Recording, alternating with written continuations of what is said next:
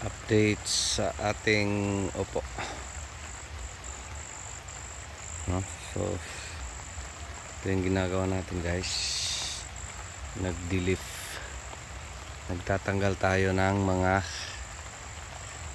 dahon sa ating upo dito sa area, kaulan, no? So isa yan sa dahilan bakit early tayo nagdilif. So di pa natapos, ano pa lang yung naakunan ko, 3 rows, no? So okay lang ba mag-delif o magtanggal ng mga dahon dito sa upo, no? Tapos nag-selection tayo while nag-pruning. So marami tayong ginagawa, nagtanggal dito, nag-prune, no? Namutol ng mga main dulo, nag delif, no? Tapos selection konti-konti. Di pa natapos natin mag selection, solo tayo, guys. Happy New Year everyone, no? So ngayon ay December 31, bukas ngayong gabi 2025 na.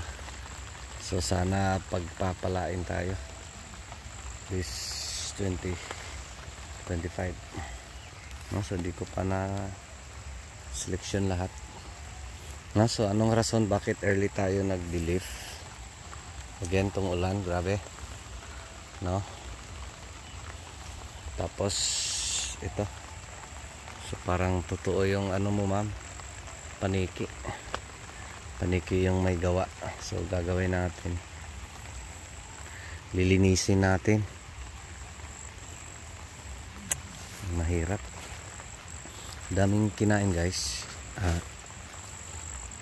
Parang ano-ano na, hanggang sangkad-sangkad na yung pinuntahan na nagpunta-punta, kalat-kalat na sila. Sige lang, wag naman sana masubraan, no? So nag-delif tayo kasi mangyari nito,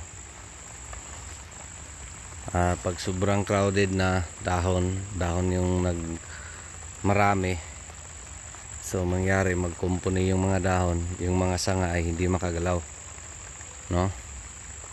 Plus ngayon grabe yung ulan, so kahirapan. So sa atin, purpose natin mag-delif is number 1 is yung kasi yung planting distance natin dito is malapit lang, no? Nag 2 meters lang tayo. So unlike nung una, mga ganitong edad, wala pa, nahayaan natin kasi hindi masikip, hindi crowded dito sa bubong, no? So kaya ginawa natin, kasi medyo masikip itong ating ngayon, planting distance, no? Distance between plants. So early tayo nag-delif. So ito yung best sa upo. Okay lang ba kunan ng dahon yung upo? Okay lang, guys, okay lang, walang issue sa kanya, no? Tapos yung careful ka lang pag magkuha ka ng mga dahon, be sure na hindi sa may toy-toy, no? Yung mga dahon na walang toy-toy, doon ka magkuha ng mga matatandang dahon. Pwede yung green, carry lang niya, okay lang niya, no? Pero dito iniiwasan natin magtanggal ng mga dahon sa mga may toy-toy. Bakit? Sensitive si toy-toy o ibang maliliit na bunga, no? Pag nagalaw mo yan ng konti, ano yan, malalagas. Yan yung niya, characteristics niya. So dapat careful sa pagtanggal, no? So kinukunan natin ng dahon dito sa bubong, no? Tapos marami nang nag-yellow, ano yan, guys, stress nung mahangin, yung mga puno nila ay nagkasugat-sugat. no? So isa din to sa paraan natin pagtanggal ng mga dahon, lalo na dito sa gilid, no? Sa puno mismo. Kasi pag tuwing mahangin, di nagagalaw yung puno, no? So dito na lang. Yung mga naggilo, ano yan, yung mga puno nila ay may mga sugat. So dito di pa natin nakunan. Tatlo. Dapat 3 leaves yung pruning. Best ngayon tagulan, i-adjust ko pa rin yan. Adjustments natin sa pruning. Ting madalas yung ulan, gagawin natin tigda 2 sanga na lang, no? Kasi daming nalagas. Yung nga, pag sobra yung ulan, pahirapan dito sa upo, no? So marami na tayong maseleksyon. Baka makakuha tayo ng 200 kilos bukas natin i-harvest for Thursday na biyahe. So bukas New Year, so harvest tayo, selection, no? So portions pa, hindi pa lahat yung ating mahaharbisan dito sa mga nauna, no? So okay na, meron na. Tapos doon sa taas, yung huli natin is wala pang makuha, no? So portion lang dito sa mga nauna, nasa ano siguro kapuno to, mga nauna. So 400 plus, tapos 200 plus yung ano, yung kasi 700 to yung huli, no? So okay lang ba mag-delif at saka paano gawin, no? So again sa atin, based sa nakikita natin sa previous nating tanim, no? So iba yung ano doon, iba yung season doon, is napakainit, no? So kaya ginawa natin, dilig tayo ng dilig noon, no?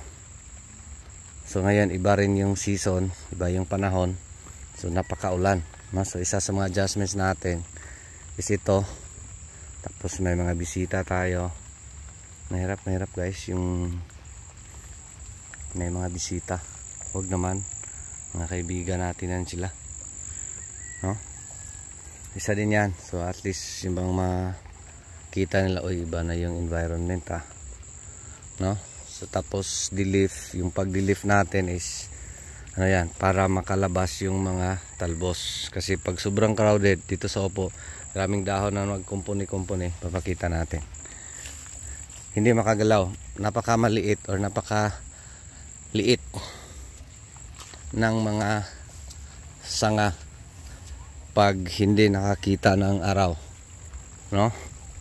So dito maraming crowded na, no? So may mga sanga, mga maliliit, hindi nga makita yung mga sanga. Buti yung andun sa taas, doon sa bubong. Pag dito sa baba, like ito mga ganito, yan, maliit na sanga yan. So mangyari niyan is hindi yan makalabas, no? Parang maparalyze sila kasi hindi makakita ng araw kasi natabunan, no? So yan yung rason bakit tayo nag-delif, no? So paano ba? Kailangan ba talaga? Now of course again, iba-iba tayo ng pamamaraan. Sa akin kasi dito sa upo, pag walang sanga, walang bunga, diba? So yan yung ano natin, tinututukan na dapat tuloy-tuloy lang yung pagbunga, no? So dito kasi mabigat yung upo, itong building natin ay gaganon talaga, no? So may mga sanga na like ganito, ito napakaliit kasi di siya, ito may toy sureball lagas, no?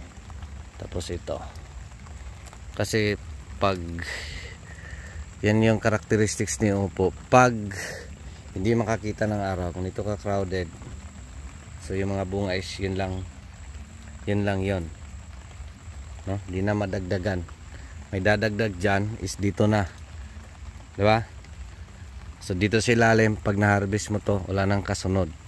Bakit? Yung mga sanga dyan, itong mga maliliit, hindi yan tutuloy. Mamamatay ang mga sanga na yan, no? Pag may toy-toy, malalagas din kasi di makakita ng araw.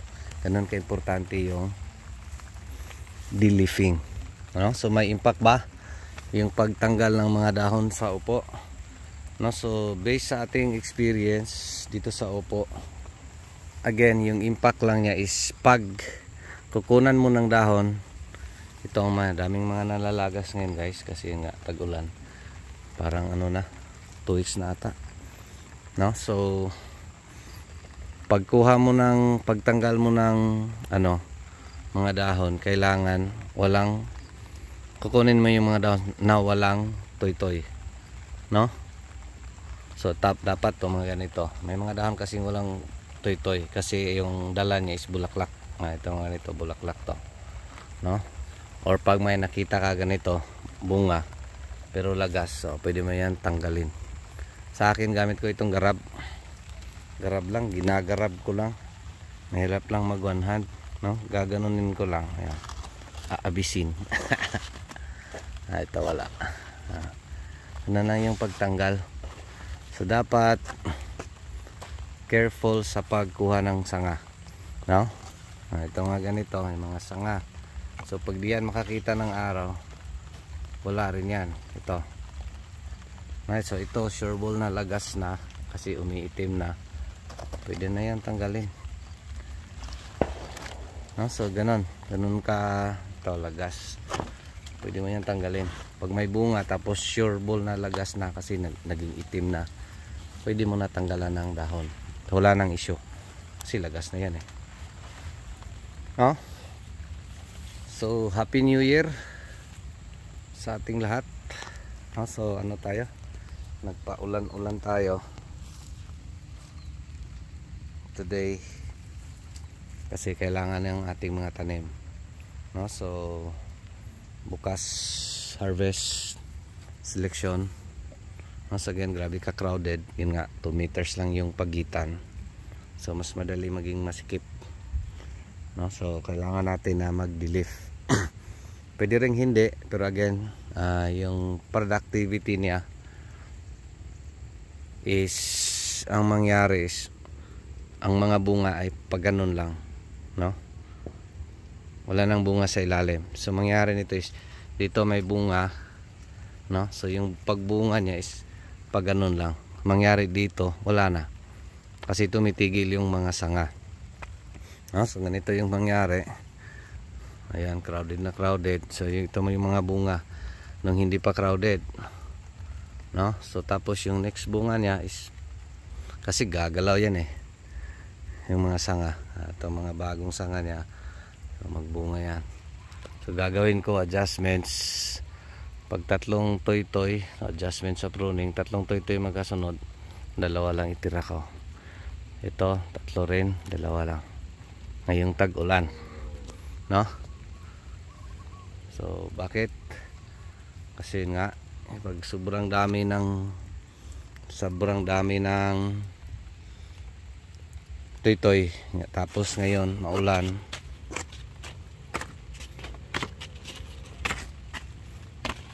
so chance na ito yung sinasabi ko guys, yung mga sugat sa puno, no? Yung mahangin, so mangyari niyan, mag-wilting, mamamatay, malalanta, wala, ubos, no? So yan din yung problema dito sa upo pag may mahangin. Of course sa atin, tinitreat na natin yan.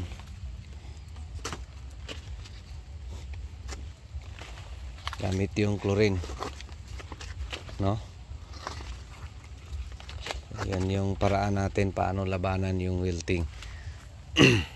Kasi yung mga sugat gumagaling Pag hindi yan naagapan, sure ball, ubos-ubos na, no? So yung makikita nyo yung mga naggilo, mas grabe yan. Titingnan natin yung puno.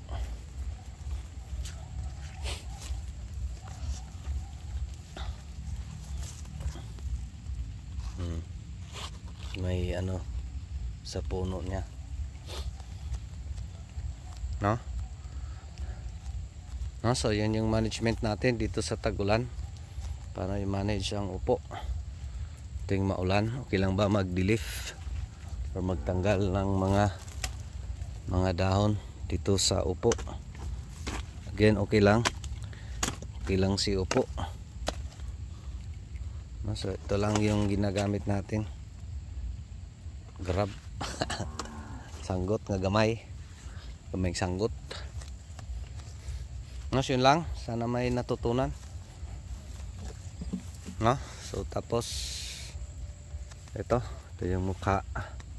Again, may mga marami-rami, may konti, ano talaga, di talaga magpantay-pantay, lalo ngayong napakaulan, so pahirapan. No, so yun lang, maraming salamat. Ito pa rin si Jupilo Farmer, anak ni Matoy, ang farmer nga gwapo, suhito, may kahibalo, panagsaba. Ay manon pa ko. Maraming salamat. And God bless. Thank you Lord. Thank you everyone. Happy New Year. No? So let's welcome 2025. Sana pagpapalain tayo. Bigyan tayo ng magandang 2025. God bless everyone. Happy New Year.